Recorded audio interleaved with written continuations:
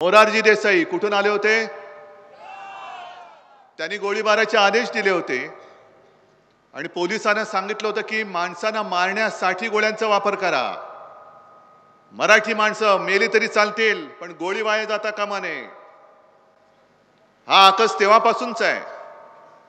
अगदी आपल्या छत्रपती शिवाजी महाराजांनी सुरत लुटली होती, इंग्रजांची वखार. आता सुरतेचे 2 जण महाराष्ट्र लुटतायत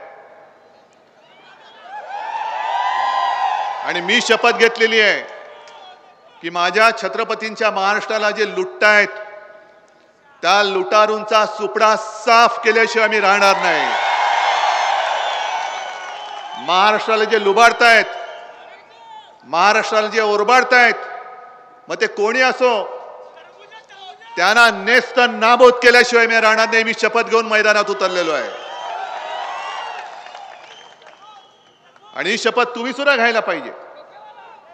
आपल्या डोळ्यात देखत महाराष्ट्राची विल्हेवाट लावतायत आणि तरी सुद्धा मतं मागायला निर्लज्जपणाने हे वखवकलेले आत्मे महाराष्ट्रामध्ये फिरू कसे शकतात?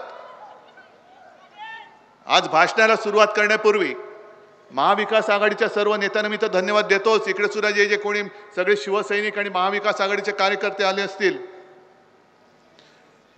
त्यांना सुद्धा धन्यवाद देतोय नक्कीच. कारण या कठीण प्रसंगामध्ये तुम्ही सगळे माझ्या सोबत आहात. विशेष म्हणजे सत्यजित, सुजित, उल्हासदादा, तुम्हाला मी खास धन्यवाद देतोय. तुम्हाला खास धन्यवाद देतोय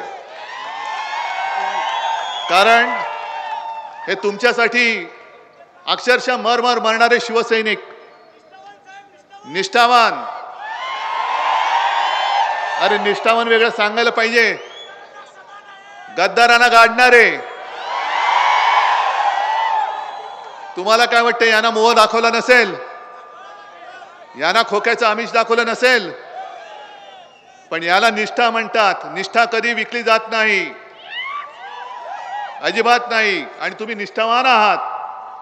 आणि मगाशी जे पवार साहेब म्हणाले की सत्यजित सत्यमेव जयते,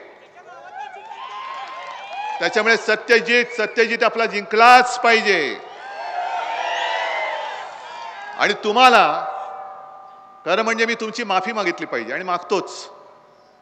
कारण गेल्या वेळेला मीच आलो होतो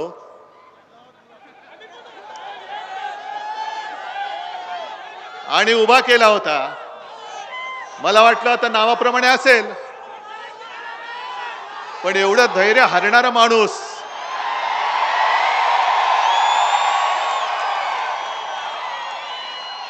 मी नव्हता पाहिला.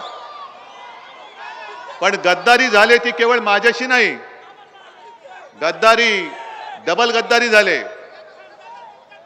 कारण हा तर खोकेबाज निघालाच. पण ज्या मोदी सरकारसाठी, मोदींसाठी आपण मतं मागितली होती, मी मागितली होती, म्हणून मी माफी मागतोय. कारण त्या मोदी सरकारने महाराष्ट्राशी द्रोह केलेला आहे, गद्दारी केलेली आहे.